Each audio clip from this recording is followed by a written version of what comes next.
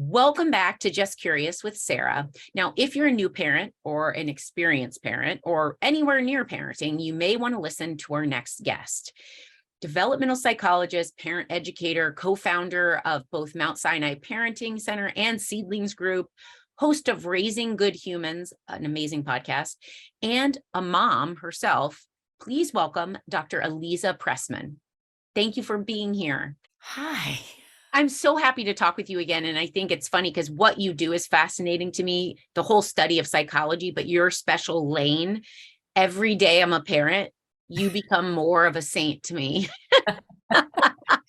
Well, I'm really happy to hear that. It's just super interesting because I'm a parent. I don't know. I mean, it's so cool how we come to be who we are. Well, I actually have a question about that, but I'll start by saying, Dr. Aliza Pressman, welcome to Just Curious with Sara, and thank you so much. I'm happy to have you here.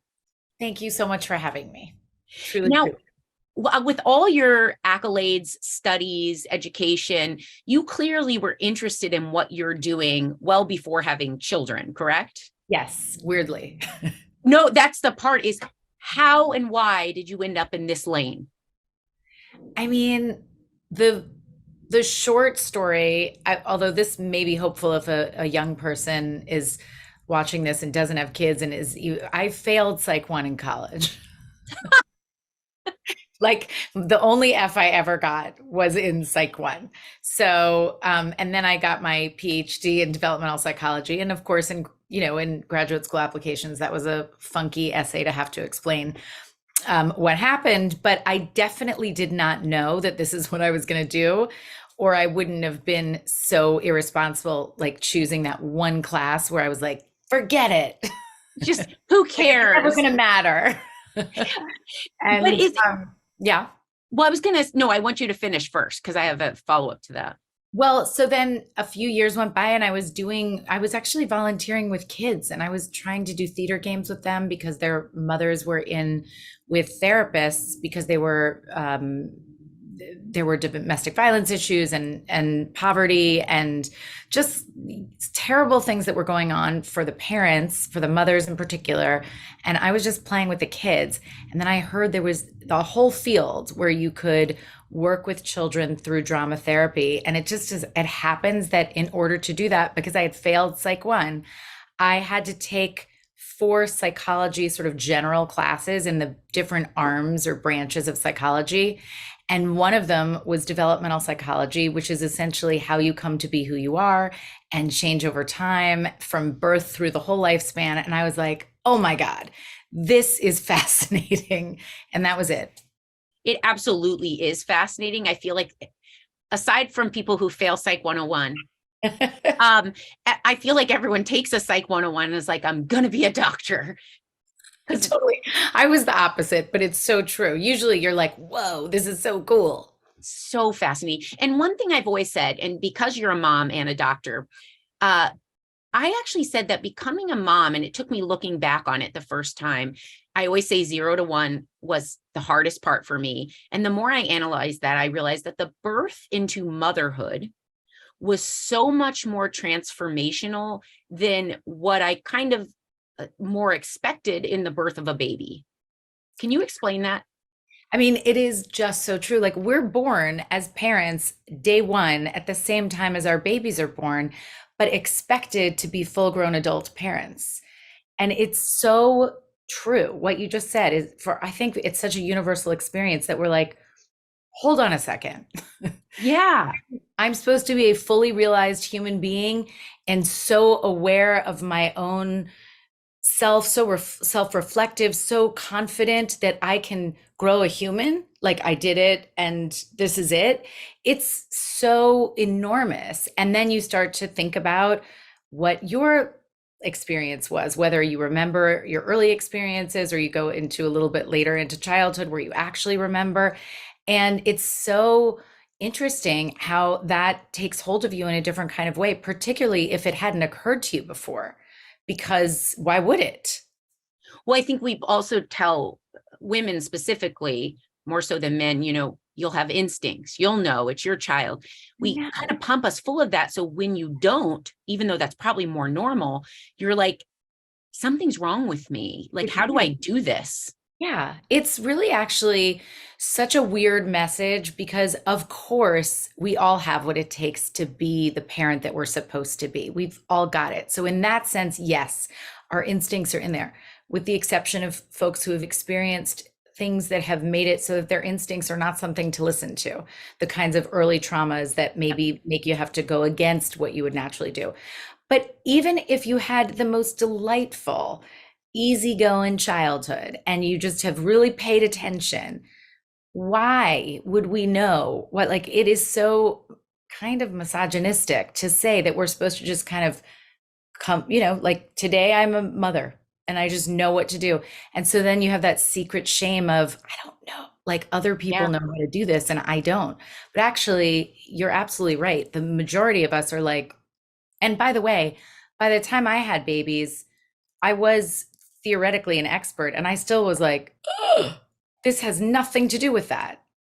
Well, I want to ask you that question too, because I know that when people say, oh, you're a doctor, you must be amazing, that they're eliminating all the emotional layers to our own human experience. Yeah. How often would you say, not that there's a right and wrong, but if someone were asking you as an expert, how often do you get it right? How often are you actually able to apply what you know to be true?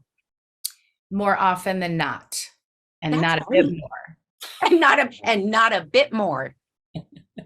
Now, I want to ask you a little bit about awareness, because one thing as a parent, I also notice is I try to remind myself that I was once that child and I was raised by parents that had different focuses of that generation in time. So, how am I all of a sudden supposed to be so highly aware of myself? But the words we say do matter and the actions we take matter. So, what does it mean to retrain your awareness? And what is your inner awareness? I mean, um, it's such a big concept.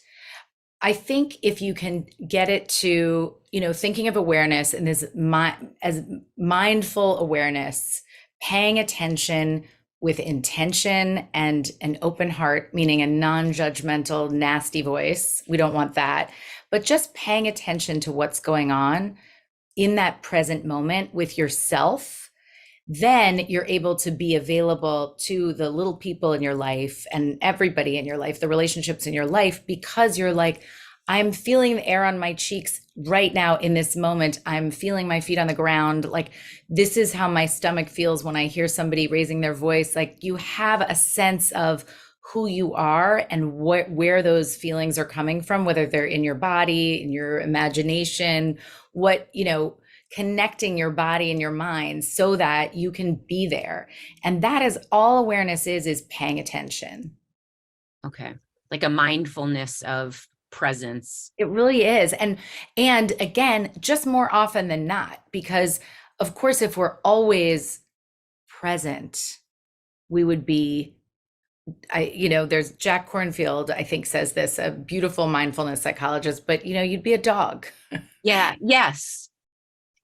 Now, one thing I had to ask is when I talked about how we bring our own experiences to parenting. And so I try to remind myself too, I came into parenting saying, I'm not going to mess my children up. And then I realized we're all going to leave something behind. It's just what that is. So I'm more realistic now. But I was raised in a time where parents focused more on training behavior rather than regulating emotion. So I find myself often actually knee-jerk reacting. And I'm like, I have to check in with myself. Now, full disclosure, I meditate and do a lot of therapy. So I think I'm learning to pause, but I'll find myself wanting to stop behaviors, like a screaming child or this, and I want to get that done with.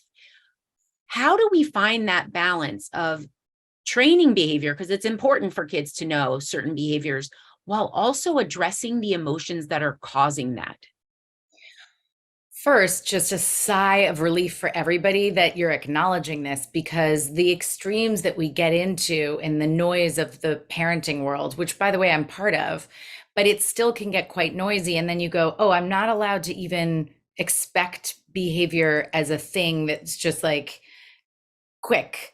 I have to I have to sit down with this emotion and get through that experience. And that can drive you a little nutty too. So I Yeah. think it is beautiful that we've now acknowledged that the majority of behaviors are communication about something. And so to take that pause to just acknowledge what you think your child is communicating, and then you can still say, hey, but this behavior we have to do something with. We can't, you can't be at grandma's pulling all of the, throwing all the dishes on the floor and breaking them. That is a behavior we need to stop in real time. Right. Doesn't mean that I'm not going to acknowledge your feelings. But I think we've gone a little off the rails. Like we think it needs to be like this 20-minute intense discussion, pausing every time our children are experiencing distress. Really, if you just say to yourself, all feelings are welcome, all behaviors are not, I'm going to acknowledge this feeling. And it may be that later we're going to deal with it, because right now it's just, there's no time, and or there's too many people watching and I'm self-conscious and I'm not a robot, and or it's too dangerous for me to deal with anything but the actual behavior, whatever it is. Or I lost my cool. And then you can, acknowledge that feeling, then curb or manage that behavior so that your child is safe and protected and the people around them are. Or you take the time to really dive into what's going on for them. How do we regulate what's going on so that they can change their behavior? So that's obviously in the scenarios where there's time, where you're only focused on one child, where there aren't lots of people around that you also have to make sure are okay. We have this beautiful opportunity to pause, to reflect with our child, to help them regulate, and then to set a limit. But I think we've gotten a little confused where we stop at the understanding the feelings and forget the behavior completely, or the other extreme of like behavior focus and feelings don't matter. And that sort of sweet spot in between, which is a little bit more boring, is the space that I think is manageable for both parents and children. That's a good point too, because I think there was a kind of, my parents kind of teased me occasionally and were like, not directly to me or my parenting, because they're kind of reserved people, but they'd say, yeah, we're in the feelings time or something. And I think there is a sweet spot, because I do want kids that behave and know how to read a room. But I appreciate saying it's the boring, maybe middle of that. But one thing also that I wanted to ask is, I've read that when you just said the noise of the parenting community, that also spoke to me, because you often hear you shouldn't, consequences and negative, reinforcement don't work. Kids aren't motivated by that. But sometimes I feel that I don't know how to handle, I don't know if I'm losing my mind or something. People have said, time out, you're sending your kid away when they need you most, or this. But we have one child who has a lot of big feelings, and it can suck the room and the day from both parents, the energy that is reserved for the entire family. How do we moderate that and find kind of a system that works? Well, one thing to remember is kind of like for your own, and this is going to be up to each family, but for your family, you might say like, behavior management is a thing. Like we can actually just deal with this behavior wise and think about just that for things that don't matter big picture. Like, I don't care if you pee in the potty because you were motivated to, or because I gave you something, you got a sticker. We're just learning something, and then it's going to become a habit, and then you're going to own it, and life goes on. So like, it doesn't have to be so much about feelings. But for a big feelings kid who needs more, kind of sucks the energy out of everybody, I think it's great to first ask yourself, like, what do they respond to?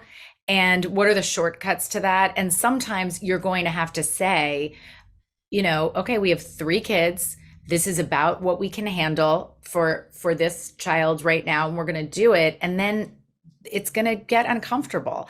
And part of that is just like knowing that your kids survive that manageable discomfort, because you can't always center everything around them. But at the same time, you're working through on a daily basis, kind of exercising those muscles of self-regulation so that they have an easier time when you can't center everything around that child. And I think that the noise makes us a little bit afraid of that. Yeah. That we're not making each moment meaningful and understood. But again, it can be something along the lines of, more often than not, I'm sensitive and available with holding clear boundaries.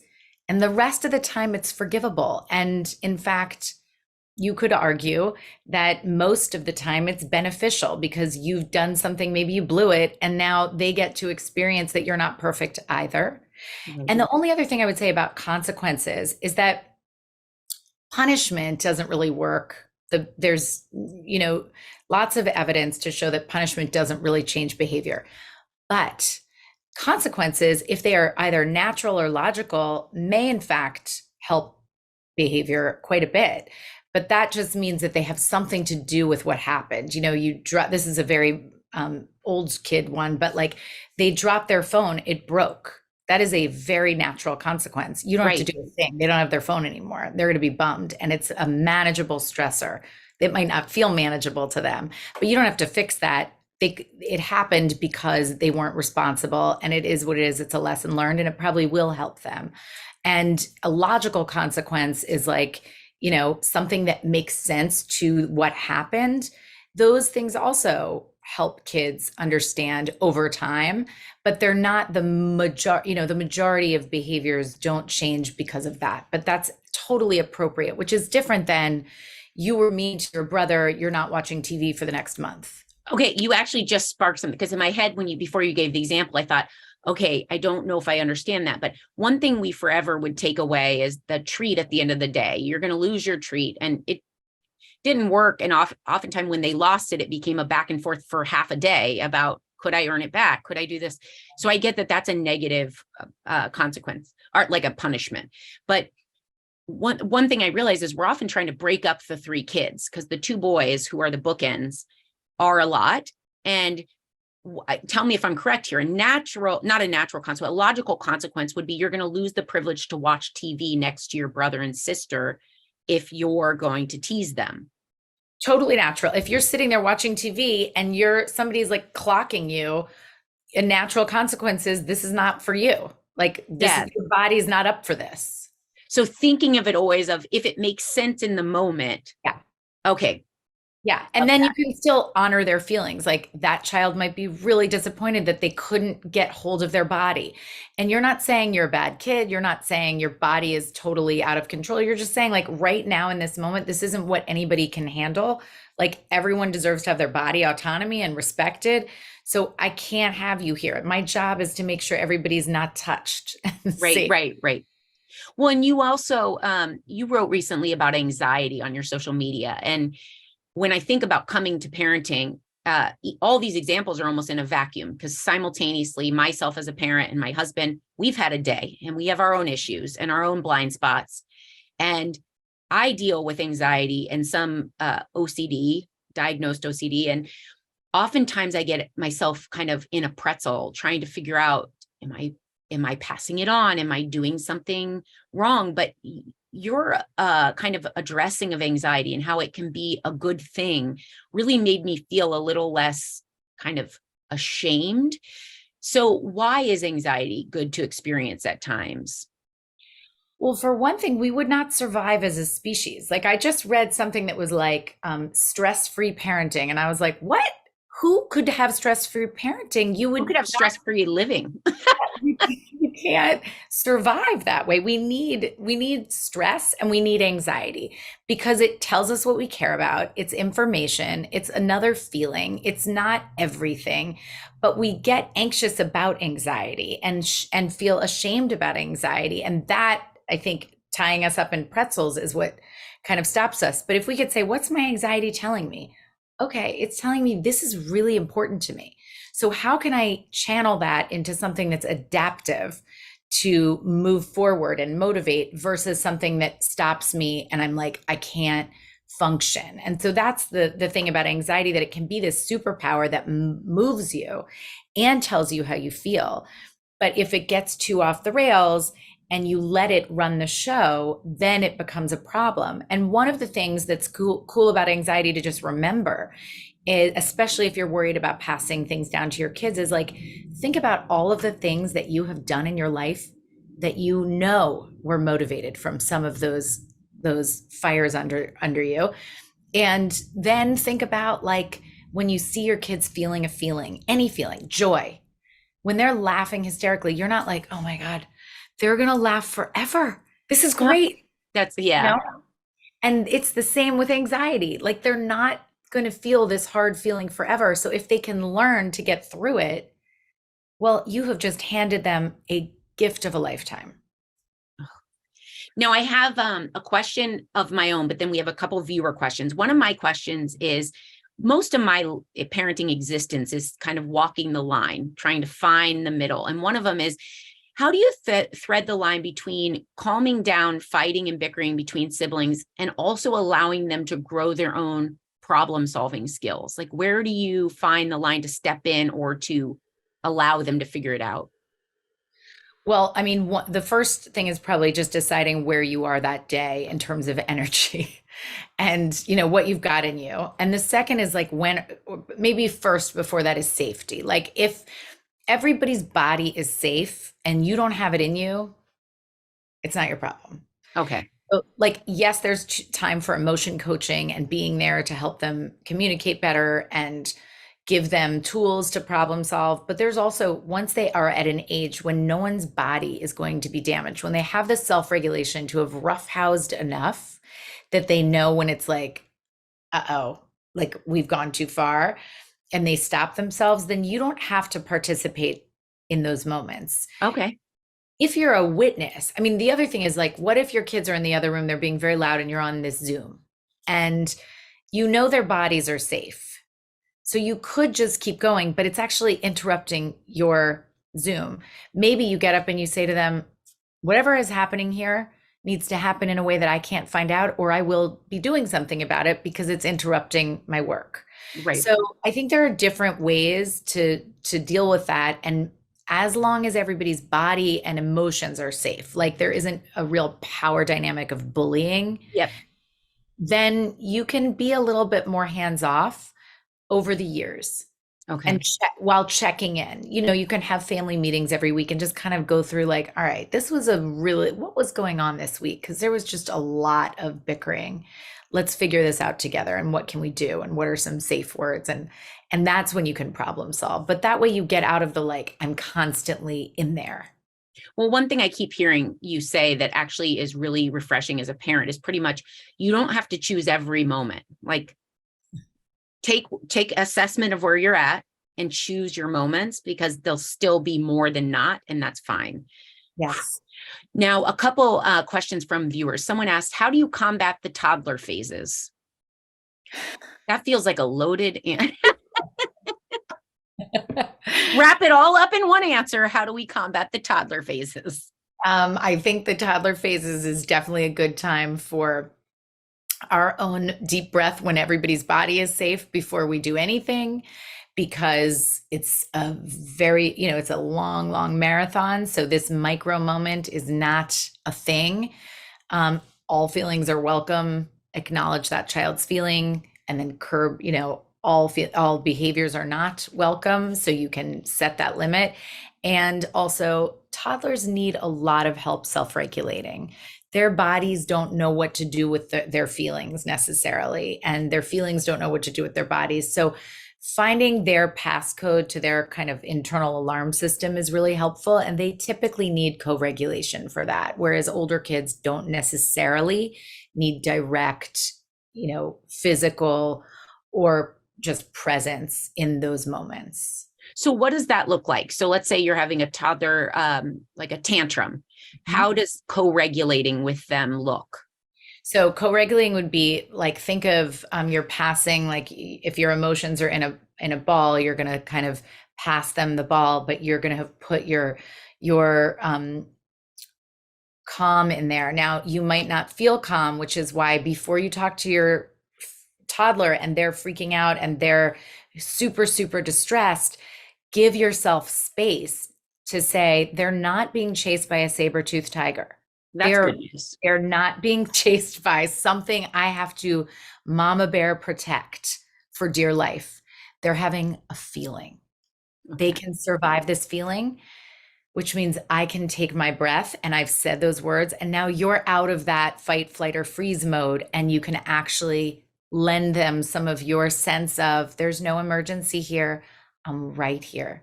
And you don't say anything because they can't hear you, but Right. your body, your nervous system lets them know I'm right here. And maybe you sit on the floor so they're closer by you and they can flail on top of you. They might want a hug, or they might just see that you're present and not afraid of their feelings.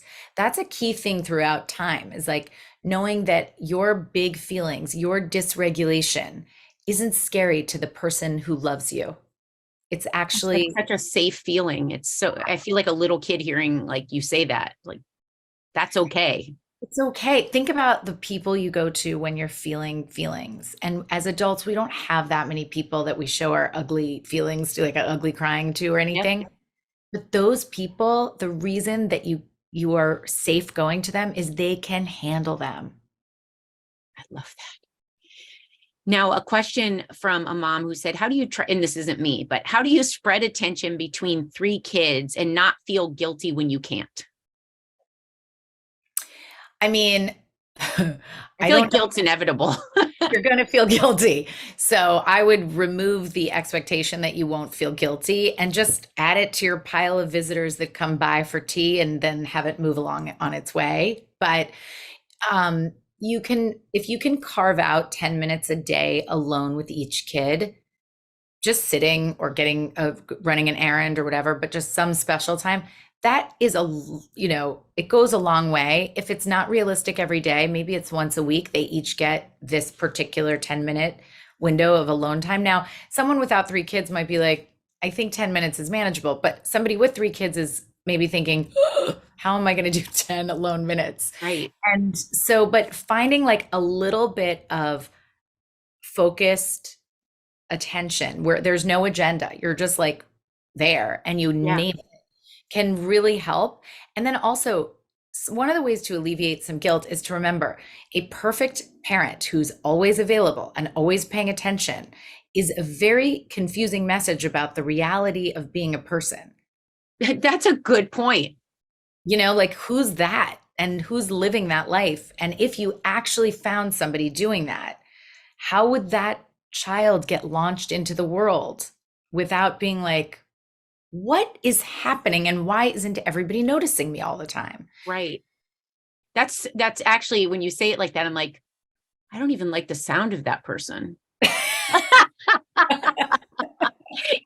Okay, now before I let you go, first of all, I can't thank you enough, because parenting, being a parent, watching parents, it's as judged as I've ever felt, and it's as judgmental as I've ever felt. And I'm not, yes, I am. I'm super judgmental. I'm a Virgo, but I tend to, I was about to say I'm not that way, but I realize I think channel my own guilt into judging outwardly, to have someone that can kind of be the person I would ugly cry to. Like your presence on social and in your podcast makes me think someone knows what they're doing, which is really all we all need to know. Is there are answers, there are ways to do it. But I want to play our Just Curious game, rapid fire questions. Okay. These are easy. I'm not going to throw a full toddler phase at you. Okay. So what is something that brought you joy today?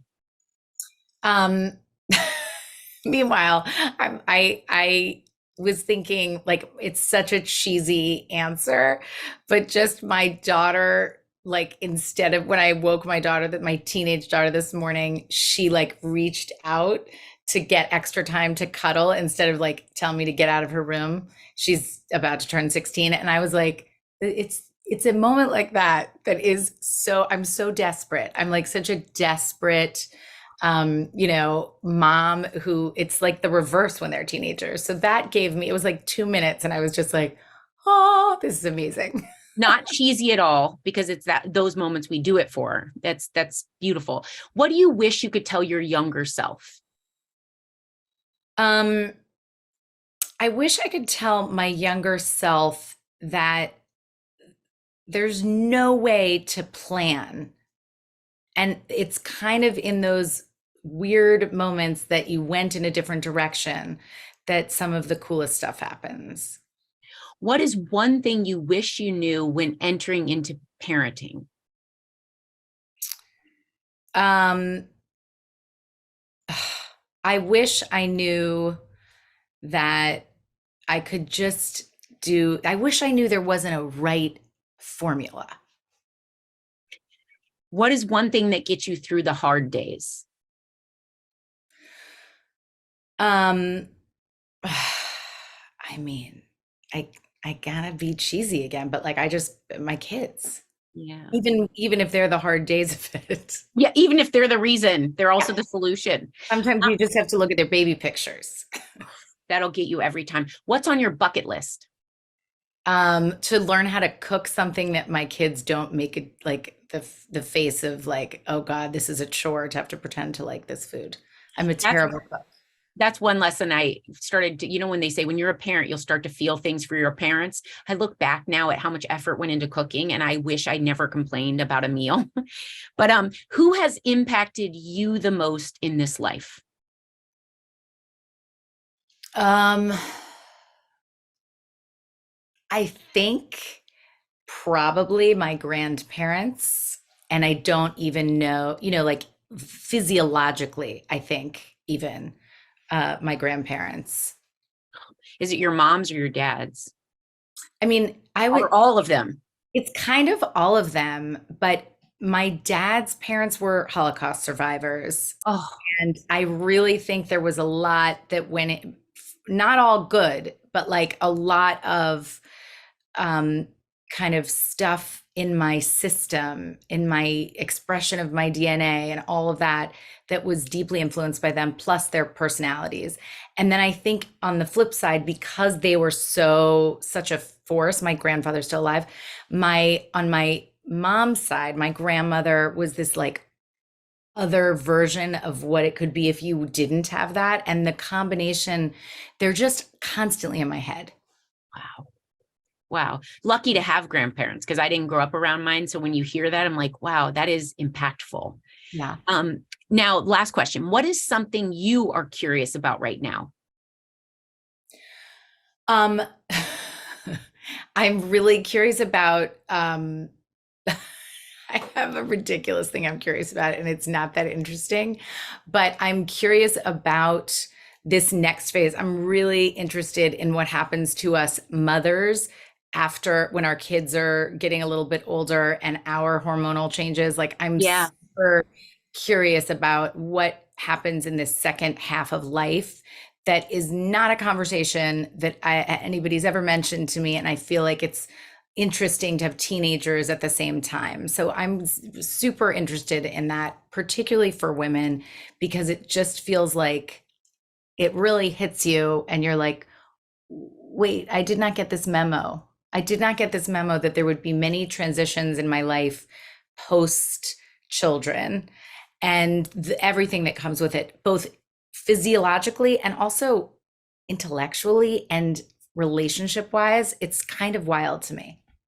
Well, it is one I actually do find it interesting. And I think it's a blank spot in conversations among everyone, but specifically among women, because there's a saturated place for becoming a mom. It doesn't make it easier, but like it's there and everyone's talking about it.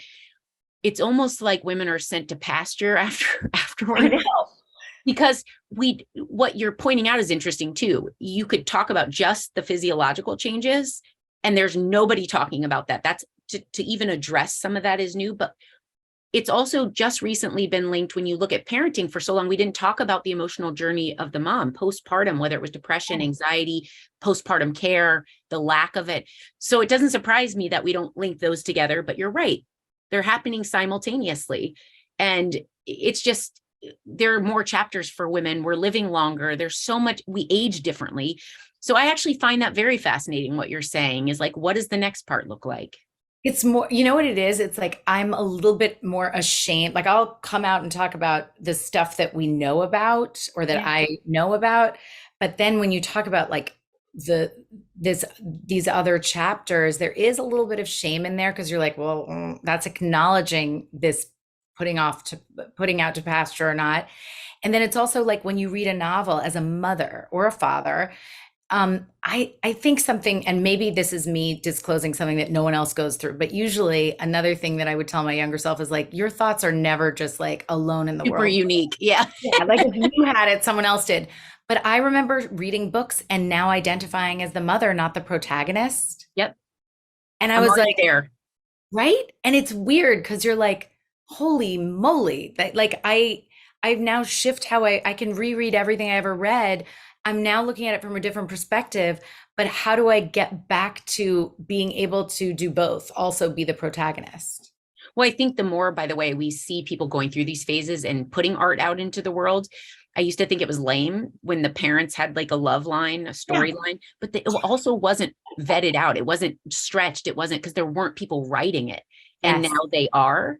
But Yeah. I also find that whenever I'm going through something, that's when I feel the most shame and raw. It's not until after I kind of come to the other side where I can kind of laugh about it or joke or so I totally I get you. And I actually want you to keep talking about it because I find what you're curious about very interesting and not talked enough about. Oh, But all right. We'll keep talking about that. we're going to keep talking about it. But Dr. Aliza Pressman, thank you. Thank you so much for taking the time to chat with me. I always feel better after listening to you, reading your stuff or hearing you because you speak to the child in me. Like I feel a little more blessed in this journey. So for everyone watching though, I want to tell you can find more amazing conversations on her podcast, which is amazing as a parent, raising good humans. Even for not parents, it's a psychology lesson. Regardless of the fact she failed Psych 101, she has gotten a lot better. But you can also find all her tips and tricks on her Instagram. Thank you, thank you, thank you. Thank you so much. That was really fun and lovely and amazing. Time flies though, because I looked at my watch and I was like, I am literally selfishly sucking her day because I find you so fascinating and everything you offer, I'm like, oh, wow. Okay. Okay. You're so kind, and you always ask such cool questions, and you're always thinking like the rest of us when you ask them. So it's kind of, I mean, because I watch you with other people, so it's really wonderful that there's a voice out there where somebody's just like saying what they're thinking and asking the questions that we all want to ask, and I appreciate it. I know everybody else does. Thank you. And that means she's accepting our third date. That means you're saying yes, because we will be coming back to you. This is evergreen wisdom that we all need. So thank you. Have a wonderful day. Thank you. You too. Big things can happen if you remain curious. How curious are you? I'll see you next time.